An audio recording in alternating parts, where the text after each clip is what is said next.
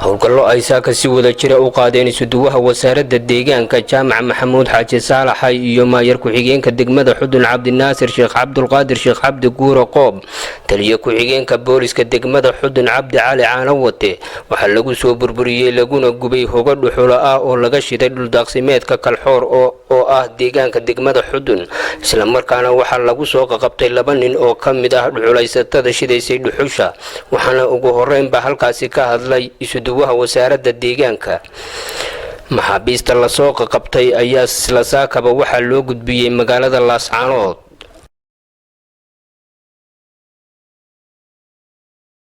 سيدنا محمد anigoo ah isuduwaha wasaaradda deegaanka iyo horumarinta reer miyiga jaamac maxamed xaaji saalax waxaanu ku sugannahay saaka degmada xudun gaar ahaan buuraha xakrin halkaasaanu kormeer ku tagnay dhuxul joojina anigoo ay weheliyaan maayar ku-xigeenka degmada xudun iyo taliye saldhig ku-xigeenka degmada xudun iyo qaybo ka mid ah ciidanka booliska iyo militariga ee degmada xudun booliska iyo militarigaba waxaanu saaka halkan u nimi kormeerkii waxaanu kula kulannay dhuxul baxaysa oo diyaarsan oo qaybina dabkii ku jirto qaybina bacihii ku jirto bacihii sugayso in bacihii la geliyo lagu cabeeyo oo waxa weeye hawshu u dhamaatay sidaad ka waraysaan dhirta qoyani gebi ahaanba Soomaaliland waa ka mamnuuc in la jaro lama gubi karo laba jari karo xididada looma saari karo waxa weeye wax dhibaato ah looma geysan karo ama cid gaar si gaar ah uga faa'iideysan karto ama arrimo ganacsi kama samayn karto waxa weeye sida uu sheegayo xeer 69ka wasaaradda deegaanka xeerkaasi waxa weeye cid kasta oo lagu qabto waxay mutaysanaysaa xadhig iyo ganaax adag oo waxa weeye ay ka shalaay doonto waxa weeye waxa kale oo iyaduna guulno ah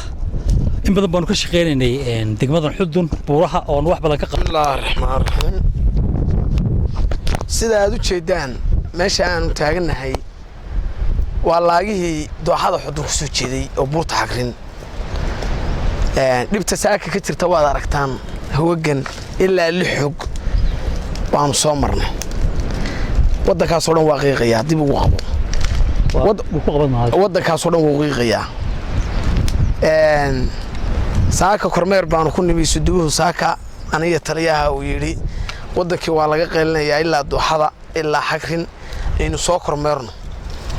waxaanu la kulannay waddankii oo leelaya oo ilaa 6-8 god waxna bisil yihiin waxna ay markaa dabkii ku shidan yahay ceerin yihiin hadda ka horeyaan dhaweyto sidaan war ku helnay 7 gudihiina waxaa laga raray ilaa 200 oo kiish oo nimanka hadda aanu soo qabanay oo iyagoo gacanta faldambiyeedka kula jira aanu u tagnay ee gaariga hadda saaran yihiin waxay isku dayeen inay istifaacaan oo nala dagaalamaan waanu ku guuleysanay waxaan aad ugu mahadinayaa taliye ku-xigeenka saldhigga xudun waa aad iyo aad hawsha nogala qayb qaatay xagga war cilmi inaga harmayso haddii dalka iyo saa u ololaya oo qori lagu soo baxayo marka aad damacdo inaad wax ka qabato bismillaahir rahmaanir rahiim horta ilaahay baa mahad leh nagu guuleeyay nimankii gubayay dhuxusha ee aanu inta badan ku raad joognay ee muddooyinka badan iyo bilaha badan aanu raadinaynay horta ilaahaas mahad leh waxaan halkan ka sheegayaa 10 jeer ayaa laga sii daayay TV-yada oo laga wacyi geliyay oo kor iyo hoosba loola hadlay way ka waantoobi waayeen waxaan ku guuleysanay markay ka waantoobi waayeen annana waa ka hadhi weynay inaanu qabanno nimankii waddanka gubayay ee dhagaraystayaasha ahaa ee dhulka sidaa u shidayay kuwa maqan ee aan magacyadooda hayno iyana waa ku daba jiraan aad waxaan ugu mahadnaqaynaa wasaaradda deegaanka oo si badan oo la shaqeysay oo deegaanka aad uga shaqeysay oo aanay ahayn markii 10aad iyo markii 20aad midna aanay ahayn oo hawsheeda si wacan u wadataa iyadana aad baan ugu mahadcelinaynaa waxaanu leenahay waddanka maamul baa ka dhaqaaqay qofkii isku daya inuu meeraysto waa lagu qabanayaa waxaan uga digaynaa oo faraynaa kuwa ay qalbiga kaga jirto iyo kuwa gacanta ku haya inay ka waantoobaan maalinta la arko ama la qabto magxabad meel aan la horgeyn maayo annagu amarkaasaanu qabnaa deegaanka cidii xumaynaysa